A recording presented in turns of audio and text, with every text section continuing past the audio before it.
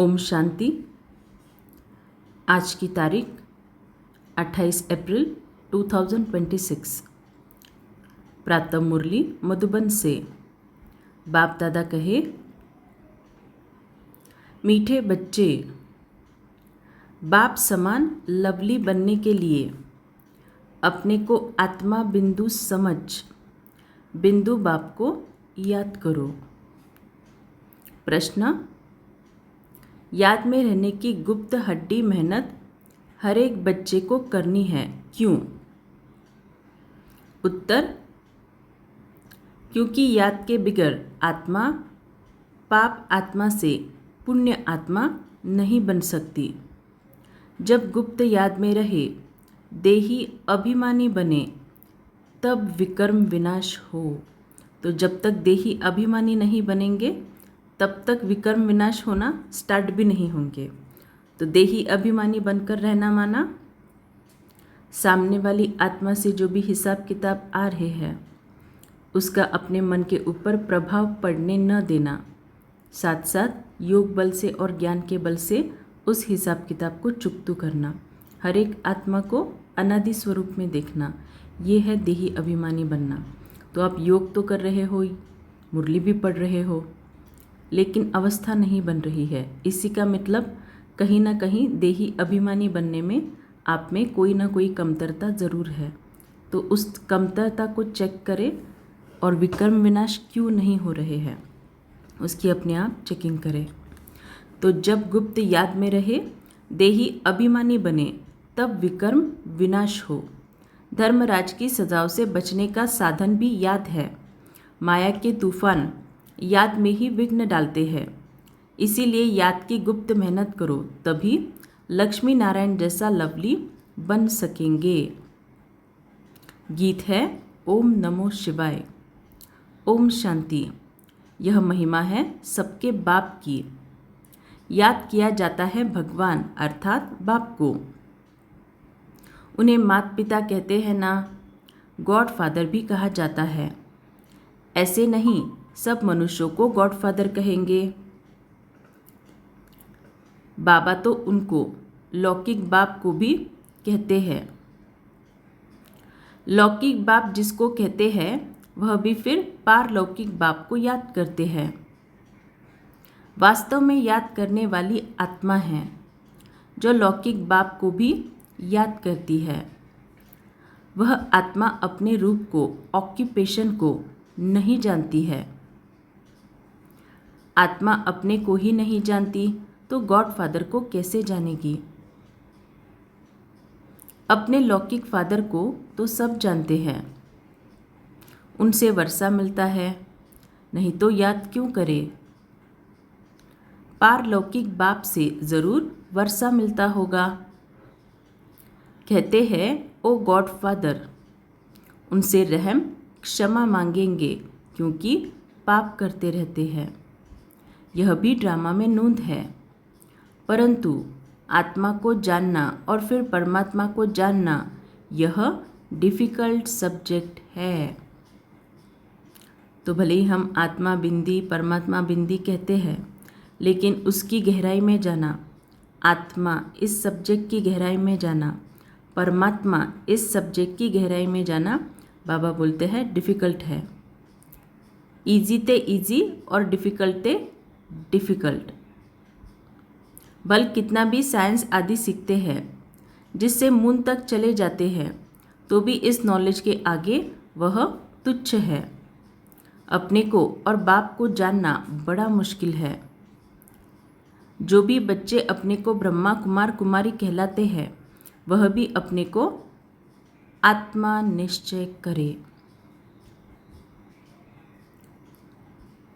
तो हम रोज़ ज्ञान तो सुनते हैं, आत्मा परमात्मा ड्रामा ये वो, लेकिन बाबा कह रहे हैं बाप को जानना और अपने आप को जानना बड़ा मुश्किल है। क्यों मुश्किल है? इसका रीज़न एक ही है, जिसको कर्मों की गुह्य गति का नॉलेज नहीं है, कर्मों की गुह्य गति की समझ की कमी है, फिर उसको बाबा को जानना सच में मुश्किल रहेगा और आत्मा के पार्ट को जानना भी सबसे मुश्किल रहेगा। इसलिए बाबा बहुत बार कहते हैं अगर कुछ भी समझ में नहीं आया हो तो बस बाप को याद करो आत्मा समझकर। तो जो भी बच्चे अपने को ब्रह्मा कुमार कुमारी कहलाते हैं वह भी अपने को आत्मा निश्चय करे। मैं आत्मा बिंदी हूँ, हमारा बाप भी बिंदी है, यह भूल जाते हैं। यह है डिफ़िकल्ट सब्जेक्ट। तो बाबा आज आत्मा परमात्मा के सब्जेक्ट को डिफ़िकल्ट क्यों बोल रहे हैं, इसका चिंतन करना। अपने को आत्मा भी भूल जाते तो बाप को याद करना भी भूल जाते। देही अभिमानी बनने का अभ्यास नहीं है। तो देही अभिमानी बनने का अभ्यास नहीं, इसका मतलब क्या? सामने से कोई आपके साथ गलत कर रहा है और आप क्या करते हो, उसी के गलत एनर्जी में एंटेंगल हो जाते हो, उस दलदल में फंसे जाते हो। इसलिए बाबा बोल रहे देही अभिमानी बनने का अभ्यास नहीं है, माना सामने वाले को निर्दोष आत्मा के स्वरूप में देखने का अभ्यास, उसकी कमी है। आत्मा बिंदी है, उनमें ही 84 जन्मों का पाठ नोंदा हुआ है।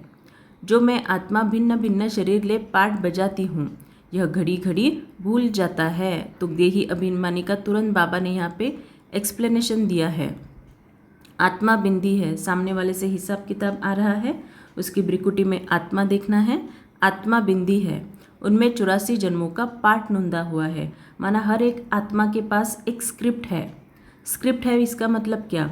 कोई फिल्म का शूटिंग होता है तो हर एक जो भी एक्टर होता है, एक्ट्रेस होते हैं, उनको एक कागज़ दिया जाता है, उनमें डायलॉग्स लिखे होते हैं और उनको उतने ही डायलॉग उसी सुर में बोलना होता है। उसमें एक भी शब्द को प्लस या एक भी शब्द को माइनस करना नहीं होता। तो आत्मा के पास भी 84 जन्मों का पाठ नोंदा हुआ है। इसी का मतलब क्या? 84 जन्मों में मैं आत्मा जो भी कर्म करने वाली हूँ, मनसा वाचा कर्मणा, हर एक कर्म की एक्यूरेट नोंद आत्मा के अंदर है। और जब जब वो टाइम आता है, जब जब वो पार्ट खुलता है, तब तब आत्मा उस पार्ट को प्ले करती है। इसीलिए हर एक आत्मा को निर्दोष आत्मा के स्वरूप में देखना, यही है देही अभिमानी स्थिति। मुख्य बात यही समझने की है। आत्मा और परमात्मा को समझने के सिवाय बाकी नॉलेज तो सबकी बुद्धि में आ जाता है। हम 84 जन्म लेते हैं, सूर्यवंशी चंद्रवंशी बनते हैं, यह चक्र तो बहुत सहज है, समझ जाते हैं। परंतु सिर्फ चक्र को जानने से इतना फायदा नहीं है जितना अपने को आत्मा निश्चय कर बाप को याद करने में फायदा है।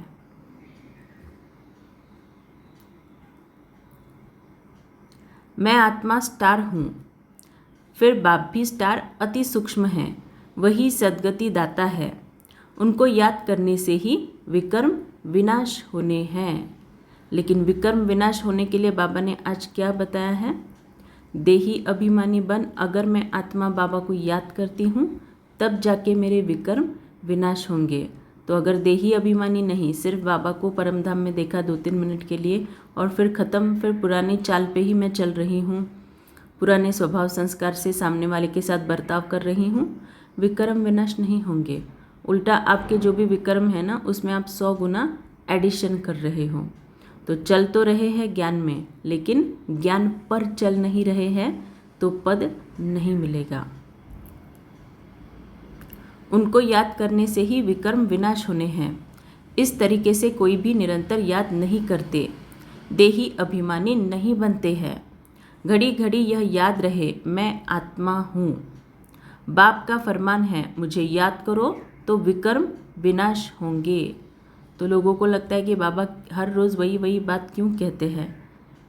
क्यों कहते हैं? क्योंकि यथार्थ रीति से बच्चे याद नहीं करते। मैं बिंदी हूँ, यहाँ पाठधारी आकर बना हूँ। मेरे में 5 विकारों की कट चढ़ी हुई है। तो ये एक्सेप्ट करना है कि हाँ, मुझ आत्मा में वो 5 विकार है। और जब तक वो आप एक्सेप्ट नहीं करते ना कि मेरे अंदर कमी कमज़ोरी है, 5 विकारों के अंश है, ये जब तक एक्सेप्ट नहीं करते तब तक वो खाद नहीं निकलती। अगर आप खुद को बोलेंगे कि नहीं, मैं पवित्रता की तो धारणा कर रही हूँ, ब्रह्मचर्य की धारणा कर रही हूँ, बहुत अच्छा, लेकिन 2500 साल अपवित्रता को धारण करके जो पाप कर्म किए उसका क्या? उसको जब तक आप दिल से एक्सेप्ट नहीं करते ना कि हाँ मैंने 2500 साल वो पाप कर्म किए हैं, तब तक आप में वो पवित्रता नहीं आएगी। सिर्फ ब्रह्मचर्य धारण किया इसका मतलब मैं संपूर्ण पवित्र ऑटोमेटिकली बनी, ऐसा बिल्कुल नहीं है। पवित्रता ब्रह्मचर्य चाहिए, चाहिए ही चाहिए, उसमें कोई मार्जिन नहीं है। लेकिन सिर्फ ब्रह्मचर्य धारण किया इसका मतलब आप ऑटोमेटिकली पवित्र नहीं बनते। उसके लिए आपको ज्ञान पर चलना अति आवश्यक है। तो योग का यथार्थ बल और ज्ञान की धारणा, इससे ही आत्मा पवित्र बनेगी। और उसके लिए सबसे पहला श्रीमद् आत्मा समझ बाप को याद करो, पवित्र रहो। मैं आत्मा बिंदी हूँ, यहाँ पाठधारी आकर बना हूँ। मेरे में 5 विकारों की कट चढ़ी हुई है, आयरन एज में है, अब गोल्डन एज में जाना है, इसीलिए बाप को बहुत प्यार से याद करना है। तो बाबा बोल रहे प्यार से याद करना है। तो कहीं ना कोई आत्माएं ज़रूर ऐसे होगी जो उलाना दे के याद करती होगी। तो उसी के लिए बाबा यहाँ पे बोल रहे हैं प्यार से याद करना है। इस रीति से बाप को याद करेंगे तब कट निकल जाएगी, यह है मेहनत। तो बाप को याद करने की रीत, देही अभिमानी बनो, अपने को आत्मा निश्चय करो, परमधाम में बाबा को बिंदु रूप में याद करो। तो इस रीति से याद करेंगे तब कट निकल जाएगी, और यह है मेहनत। तो ऐसा नहीं है कि सिर्फ योग में बैठे और बाबा की शक्ति ली बस बन गए पवित्र। लेकिन दिन भर अगर आप देही अभिमानी स्थिति में नहीं रह रहे हो तो उल्टा कट और ज़्यादा आप चढ़ा रहे हो।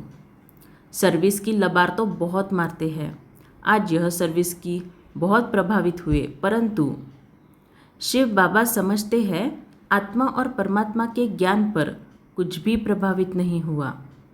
भारत हेवन और हेल कैसे बनता है, 84 जन्म कैसे लेते हैं, सतो रजो तमो में कैसे आते हैं,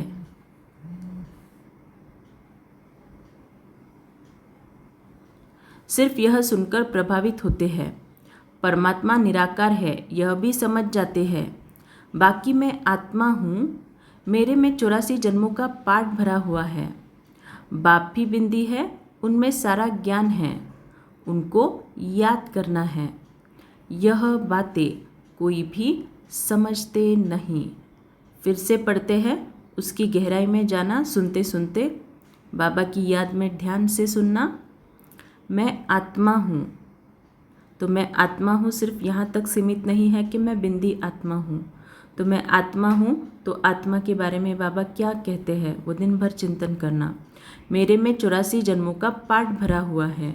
तो 84 जन्मों का पाठ भरा है, इसी का मतलब क्या, सतयुग त्रेता तक तो कोई कर्म बंधन नहीं था, लेकिन द्वापर के स्टार्टिंग से हमारे कर्म बंधन शुरू हुए, हिसाब किताब में आत्मा का आना शुरू हुआ, और उसी हिसाब किताब की वजह से अभी अंत में हैं हम। एक मुरली में बाबा ने कहा था, अभी इस संगम युग के अंतिम समय पर खारी चैनल से निकलकर तुम आत्मा को मीठी चैनल में जाना है। तो खारी चैनल माना ये कलयुग का एंड, और मीठी चैनल माना सतयुग। तो खारी चैनल बाबा क्यों कहते हैं, तो जहाँ पे नदी का मिलन होता है सागर के साथ, तो वहाँ पे बहुत बड़ा दलदल होता है, बहुत बड़ा दलदल। ऐसे नहीं कि सागर से डायरेक्ट नदी सागर में जाके मिलती है, नहीं, उसके पहले का एक बहुत ब्यूटीफुल प्रोसेस होता है। नदी जहाँ से उगम होती है, माना जहाँ से नदी की शुरुआत होती है ना, एक पहाड़ से नदी की शुरुआत होती है, फिर वहाँ से पहाड़ से वो नदी का पानी नीचे आते आते जिस भी रूट से वो प्रवाह आती है, जहाँ से भी वो प्रवास करता है, उस प्रवास के अंतर्गत, उस यात्रा के अंतर्गत वो आजू बाजू की सभी मिट्टी अपने साथ लेकर चलता है। ऐसे नहीं कि सिर्फ पानी चलता है, नहीं, उसके साथ वो मिट्टी भी चलती है, गंदगी भी उसके साथ चलती है। फिर एंड में जब वो आता है सागर से मिलने के लिए, तो वहाँ पे एक बहुत बड़ा दलदल क्रिएट होता है, और उस दलदल में से सागर के अंदर नीचे से एकदम हल्के से उस पानी का प्यूरिफिकेशन होके सिर्फ जो प्योर पानी है ना वो सागर के अंदर समा जाता है, और बाकी जो वो कचरा है, वो जो भी गंदगी नदी ने लाई हुई होती है ना, वो उस दलदल में ही रह जाती है। तो कहने का भावार्थ ये है कि हम 84 जन्म इतने कर्म चलो सतयुग त्रेता का तो कोई नहीं, लेकिन पिछले 2500 साल में द्वापर कलयुग से हमने इतने गलत कर्म कर करके अभी उन कर्मों का दलदल जो है ना यहाँ पे कलयुग के एंड में है। तो इस कर्मों के दलदल में वो जो हिसाब किताब का दलदल है ना, उसमें से भी आत्मा को पवित्र बन के सतयुग में जाना है। तो सोचो कितना देही अभिमानी मुझ आत्मा को बनना पड़ेगा, कितना सामने वाले आत्मा को मुझे निर्दोष रूप में देखना पड़ेगा, क्योंकि सामने वाला जो भी कर रहा है वो मेरे ही कर्मों का हिसाब किताब है। तो अभी इसको फिर से सुनना। मैं आत्मा हूँ, मेरे में 84 जन्मों का पाठ भरा हुआ है। बाप भी बिंदी है, उनमें सारा ज्ञान है, उनको याद करना है। यह बातें कोई भी समझते नहीं, मुख्य बात समझते नहीं है। वर्ल्ड की हिस्ट्री ज्योग्राफी का नॉलेज बाप ही देते हैं। गवर्नमेंट भी चाहती है कि वर्ल्ड की हिस्ट्री ज्योग्राफी होनी चाहिए। यह तो उनसे भी सूक्ष्म बातें हैं। आत्मा क्या है, उनमें कैसे 84 जन्मों का पाठ है, वह भी अविनाशी है। यह याद करना, अपने को बिंदी समझना और बाप को याद करना, जिससे विकर्म विनाश हो, इस योग में कोई भी तत्पर नहीं रहते हैं। तो अगर बाबा कह रहे हैं कि हम तत्पर नहीं रहते, तो आज हमें खुद की चेकिंग करना है कि मुझ में क्या क्या कमी रह चुकी है, या फिर दिन भर में संबंध संपर्क में आते कहाँ पे मैं साधारण चलन चलती हूँ। इस याद में रहे तो बहुत लवली हो जाए। यह लक्ष्मी नारायण देखो कितने लवली है, यहाँ के मनुष्य तो देखो कैसे है। खुद भी कहते हैं हमारे में कोई गुण नहीं, हम जैसे मलेच्छ है, आप स्वच्छ है। जब अपने को आत्मा निश्चय कर बाप को याद करे तब सफलता मिले। तो आप में से जो भी बोलते हैं अशरीरी स्थिति का अभ्यास नहीं होता, टाइम नहीं मिलता, उनके लिए बाबा बोल रहे हैं अपने को आत्मा निश्चय कर बाप को याद करे तब सफलता मिले, और सिर्फ तभी और तभी जाके आत्मा को उस अतीन्द्रिय सुख की अनुभूति होगी। नहीं तो सुनना, नहीं तो सफलता बहुत थोड़ी मिलती है। समझते हैं हमारे में बहुत अच्छा ज्ञान है, वर्ल्ड की हिस्ट्री ज्योग्राफी हम जानते हैं, परंतु योग का चार्ट नहीं बताते हैं। कोई है मुश्किल कोई है जो इस अवस्था में रहते हैं, अर्थात अपने को आत्मा समझ बाप को याद करते हैं। तो बाबा को भी पता है चार्ट देने वाले बहुत थोड़े हैं। मुश्किल कोई है जो इस अवस्था में रहते हैं, अर्थात अपने को आत्मा समझ बाप को याद करते हैं। माना बहुत कम आत्माएं ऐसी हैं जो सच में अशरीरी स्थिति में स्थित रहे, अपने को ब्रिकुटी के बीच आत्मा निश्चय कर बाबा को याद करते हैं। और बाबा आज बार बार बता रहे हैं इसमें ही मेहनत है। देखो साधारण योग तो हर कोई कर सकता है, हर कोई कर सकता है साधारण योग। अगर मैं बोलूँ कि सिर्फ पृथ्वी पे अपने आप को बैठा हुआ देखो, आप सकाश दो, बहुत इजी है। किसी आत्मा को सकाश दो, बहुत इजी है। लेकिन मेहनत वाला जो पुरुषार्थ है ना, वो वही करेगा जो सूर्यवंशी घराने में राज्य पद पाएगा। बहुतों को अभ्यास नहीं है। बाबा समझते हैं कि बच्चे सिर्फ ज्ञान का चक्र बुद्धि में फिराते हैं।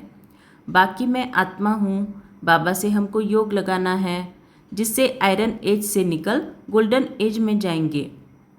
मुझ आत्मा को बाप को जानना है, उसकी याद में ही रहना है। यह बहुतों का अभ्यास कम है।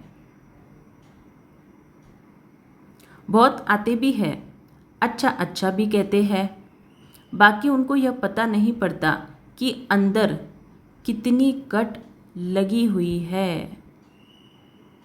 तो एक बार बाबा ने कहा था, ये किसी के क्लास में मैंने सुना था कि बाबा ने कहा था कि आप सबको अगर मैं बताऊं, मतलब एग्जैक्ट महावाक्य पता नहीं, लेकिन उसका मतलब बता रही हूँ कि आप सबको अगर हर एक को अपने अपने कर्मों की कुंडली आपके सम्मुख ओपन करके रखे, चाहे कितना भी बड़ा महारथी क्यों ना हो, यहाँ से भाग जाएगा। कोई सहन ही नहीं कर पाएगा अपनी कर्मों की गाथा को।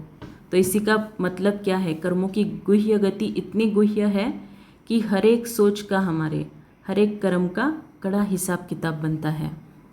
सुंदर से श्याम बन गए हैं, फिर सुंदर कैसे बने यह कोई भी नहीं जानते हैं।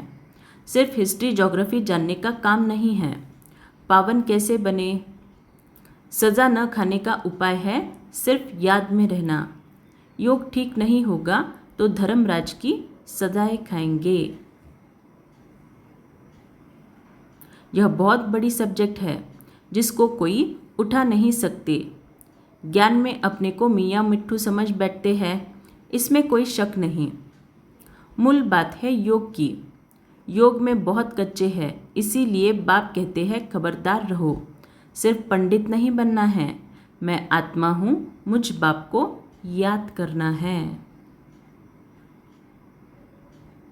बाप ने फरमान दिया है मन मना भव, यह है महामंत्र।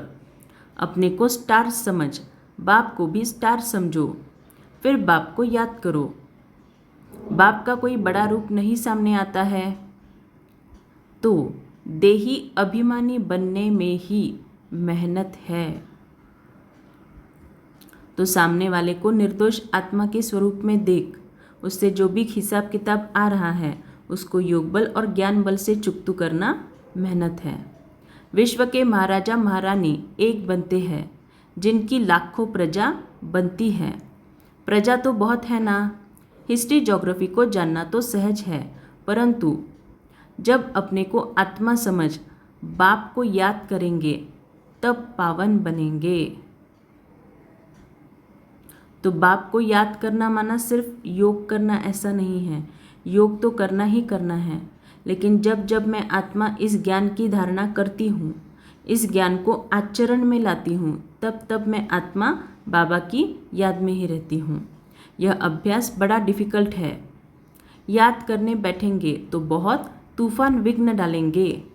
कोई आधा घंटा भी एक रस हो बैठो बड़ा मुश्किल है। घड़ी घड़ी भूल जाएंगे। इसमें सच्ची सच्ची गुप्त मेहनत है।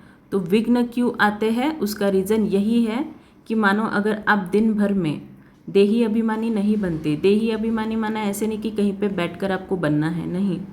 कर्म करते हुए जो भी हिसाब किताब आ रहा है, बस हर एक आत्मा को निर्दोष आत्मा के रूप में देखो। ज्ञान के बल से, योग के बल से हिसाब किताब को चुकतू करो। ये है देही अभिमानी बनना।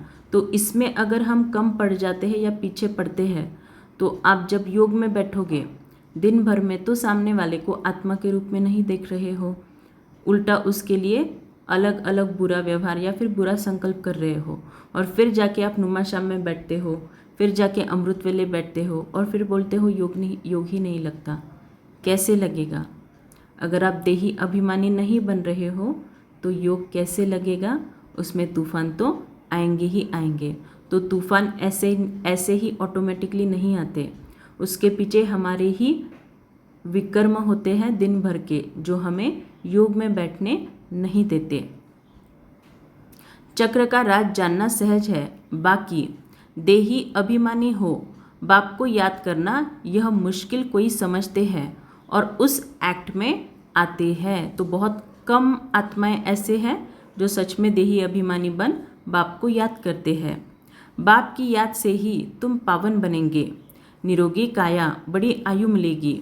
सिर्फ वर्ल्ड की हिस्ट्री ज्योग्राफी समझने से माला का दाना नहीं बन सकते। दाना बनेंगे याद से। यह मेहनत कोई से पहुंचती नहीं है।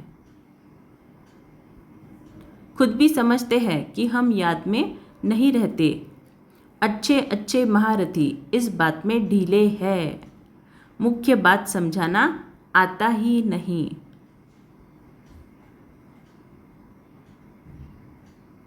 यह बात है भी मुश्किल। कल्प की आयु इन्होंने बड़ी कर दी है।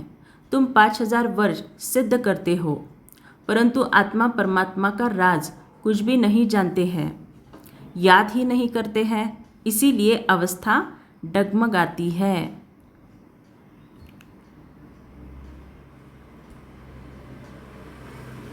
देह अभिमान बहुत है। देही अभिमानी बने तब माला का दाना बन सके। तो अगर 108 में आना है तो दिन भर देही अभिमानी बनने की मेहनत करनी है। ऐसे नहीं वर्ल्ड की हिस्ट्री ज्योग्राफी समझाते हैं इसीलिए हम माला में नज़दीक जाएंगे, नहीं। आत्मा इतनी छोटी है, इसमें 84 जन्मों का पाठ भरा हुआ है। इस बात को पहले पहले बुद्धि में लाना है, फिर चक्र को याद करना है। तो यहाँ पे चक्र को याद करना है, 84 जन्मों का पाठ बाबा बार बार बार बार बोल रहे हैं। आज बाबा देही अभिमानी स्थिति, आत्मा निश्चय कर बाप को याद करो, 84 जन्मों का चक्र, इसी के बारे में बाबा याद दिला रहे। इसी का मतलब क्या, हमें दिन भर में ये पुरुषार्थ करना है, मैं आत्मा अशरीरी, सामने वाली आत्मा भी निर्दोष परम पवित्र, और जो भी हिसाब किताब आ रहे हैं उसे योग और ज्ञान से चुकता करना। और ये है मेहनत देही अभिमानी बनने की। इस बात को पहले पहले बुद्धि में लाना है, फिर चक्र को याद करना है। मूल बात है योग की, योगी अवस्था चाहिए। पाप आत्मा से पुण्य आत्मा बनना है। आत्मा पवित्र होगी योग से। योग बल वाले ही धर्मराज की डंडों से बच सकते हैं। यह मेहनत बड़ी मुश्किल से कोई से होती है, माया के तूफान भी बहुत आएंगे। यह बड़ी हड्डी गुप्त मेहनत है। तो जिस दिन आपका योग नहीं लग रहा है, चाहे अमृत वेला नहीं लग रहा है, नुमाशाम नहीं लग रहा है, दिन भर में आपका योग ही नहीं हो रहा है, तो चेक करना 2-3 दिन पहले या फिर उसी दिन दिन भर में आपने कौन सी गलतियाँ की, कौन सी ऐसी श्रीमत है या छोटी छोटी धारणाएं हैं। खान पान की धारणा, पवित्रता, उसके बारे में मैं बात नहीं कर रही हूँ। सूक्ष्म धारणाएं बाबा जो मुरली में बताते हैं, तो उन कौन सी धारणाओं का मुझ आत्मा ने उल्लंघन किया, उसकी चेकिंग करें, फिर आपको समझ में आएगा आपका योग क्यों नहीं लग रहा है।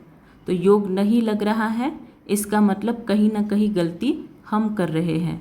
बाबा देने में कोई कसर नहीं करता, बाबा शक्तियाँ देते ही रहते हैं, लेकिन हम श्रीमत पे नहीं चलते तो उसकी अनुभूति हमें नहीं होती।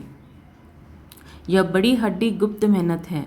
लक्ष्मी नारायण बनना, सुनना, लक्ष्मी नारायण बनना मासी का घर नहीं है।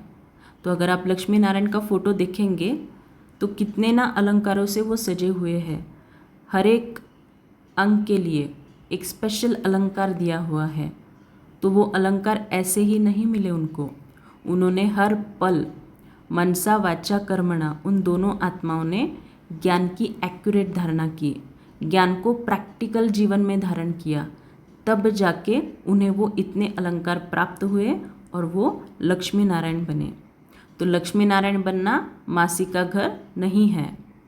यह अभ्यास हो जाए तो चलते फिरते बाप की याद आती रहे, इसको ही योग कहा जाता है।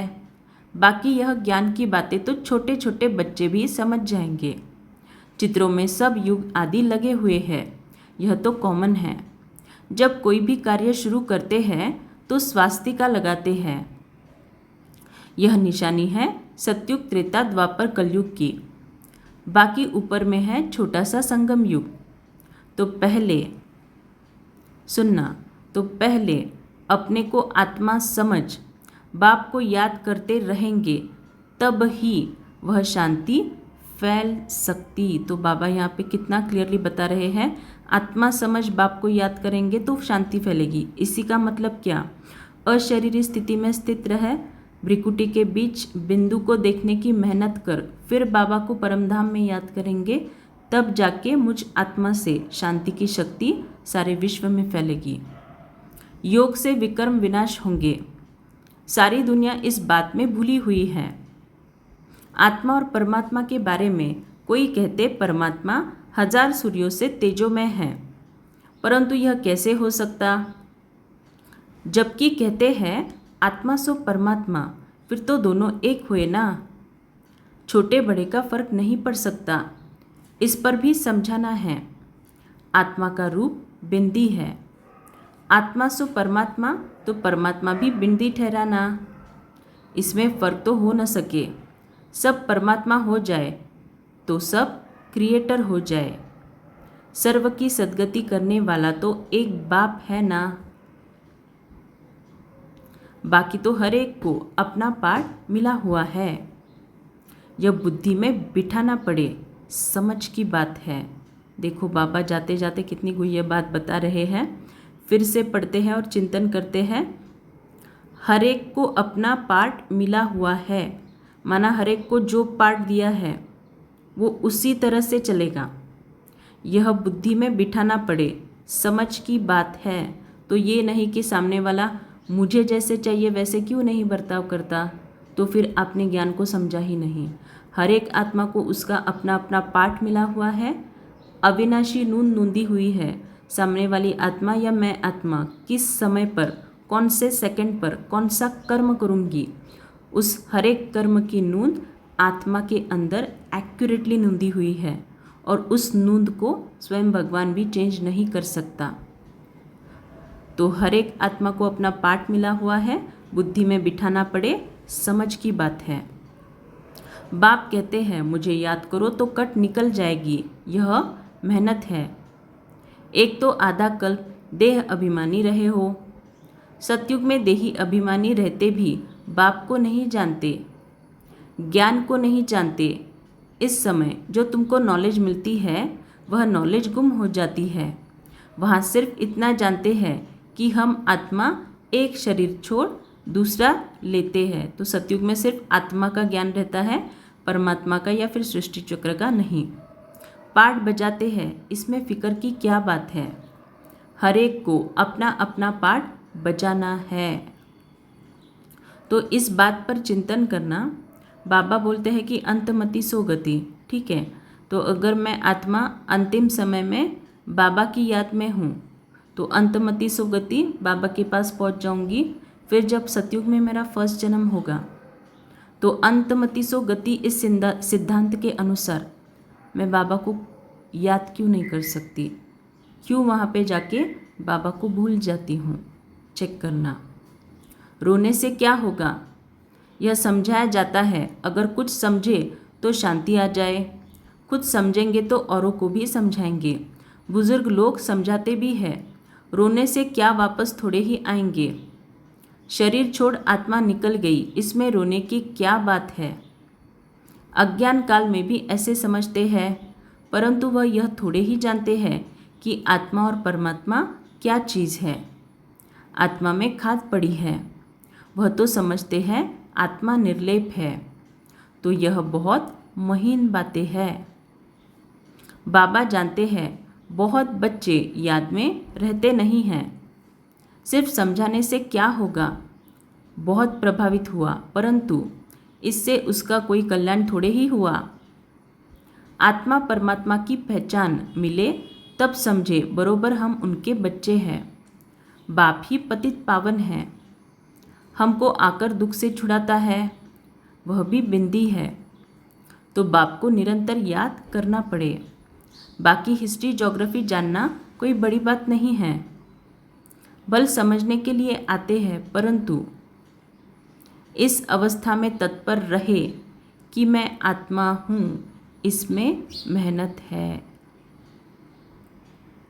आत्मा परमात्मा की बात तो तुमको भी बाप ही आकर समझाते हैं। सृष्टि का चक्र तो सहज है, जितना हो सके उठते बैठते देही अभिमानी बनने की मेहनत करनी है। तो उठते बैठते क्यों मेहनत करनी है, क्योंकि हमें उठते बैठते चलते फिरते ही ये हिसाब किताब मनसा में तंग करते हैं, इसीलिए इसकी प्रैक्टिस उठते बैठते करनी है। देही अभिमानी बहुत शांत रहते हैं, समझते हैं मुझे साइलेंस में जाना है, निराकारी दुनिया में जाकर विराजमान होना है। तो आज पूरा बाबा मुरली योग के ऊपर ही चला रहे हैं। बहुत गहन मुरली है, दिन में कम से कम 4-5 बार रिपीट करना। हमारा पाठ अभी पूरा हुआ। बाप का रूप छोटा बिंदी समझेंगे, वह कोई बड़ा लिंग नहीं है। बाबा बहुत छोटा है, वही नॉलेजफुल सर्व के सद्गति दाता है।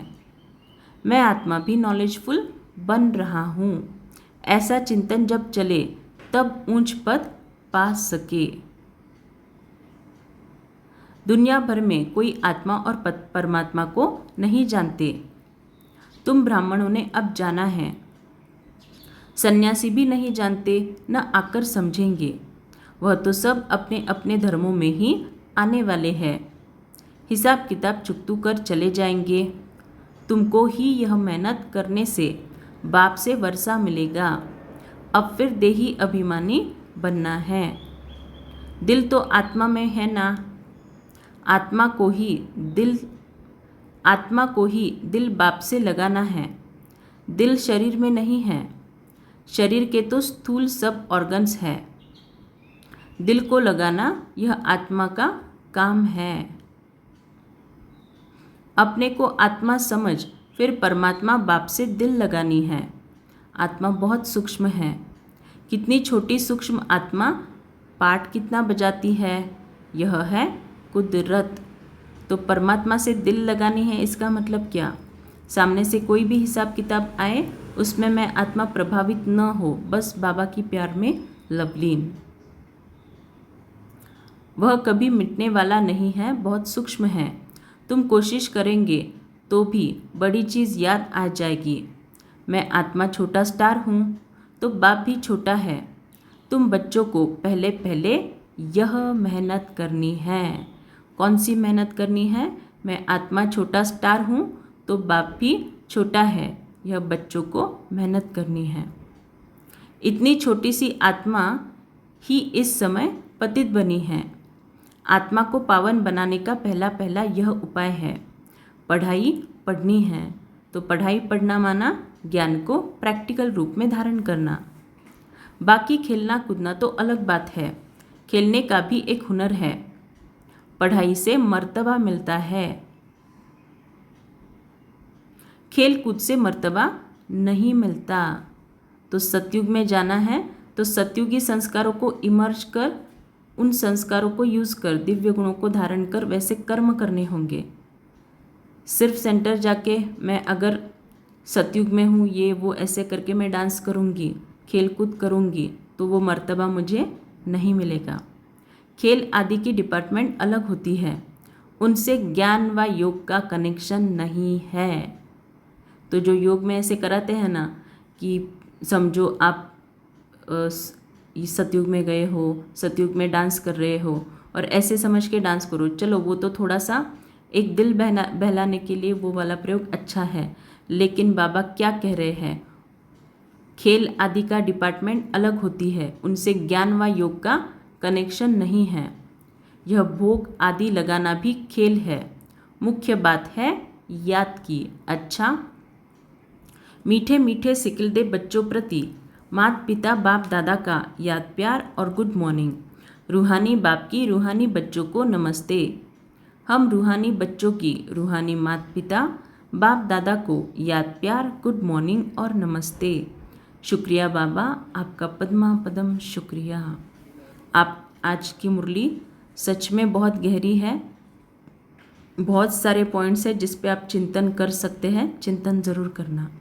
धारणा के लिए मुख्य सार: धर्मराज की सजाओं से बचने के लिए याद की गुप्त मेहनत करनी है। पावन बनने का उपाय है अपने को आत्मा बिंदी समझ बिंदु बाप को याद करना। ज्ञान में अपने आप को मियाँ मिट्टू नहीं समझना है। एक रस अवस्था बनाने का अभ्यास करना है। बाप का जो फरमान है, कौन सा? मन मना भव, उसे पालन करना है। वरदान: हर कर्म करते हुए कमल आसन पर विराजमान रहने वाले सहज व निरंतर योगी भव। तो आज का जो वरदान है उसमें ही बाबा ने कंप्लीट देही अभिमानी स्थिति का वर्णन किया है। फिर से पढ़ते हैं। हर कर्म करते हुए कमल आसन पर विराजमान रहने वाले सहज व निरंतर योगी भव। निरंतर योग युक्त रहने के लिए कमल पुष्प के आसन पर सदा विराजमान रहो, लेकिन कमल आसन पर वही स्थित रह सकते हैं जो लाइट है। और लाइट कौन होंगे? देही अभिमानी वाले। किसी भी प्रकार का बोझ अर्थात बंधन ना हो। मन के संकल्पों का बोझ, संस्कारों का बोझ, दुनिया की विनाशी चीज़ों का आकर्षण का बोझ, लौकिक संबंधियों की ममता का बोझ, जब यह सब बोझ खत्म हो तब कमल आसन पर विराजमान निरंतर योगी बन सकेंगे। तो आज का जो वरदान का एक्सप्लेनेशन बाबा ने दिया, अगर देही अभिमानी स्थिति इसका मीनिंग समझना है तो वो पूरा बाबा ने इसमें एक्सप्लेन किया है वरदान के विस्तार में। स्लोगन, सहनशीलता का गुण धारण कर लो तो असत्यता का सहारा नहीं लेना पड़ेगा। अच्छा, ओम शांति।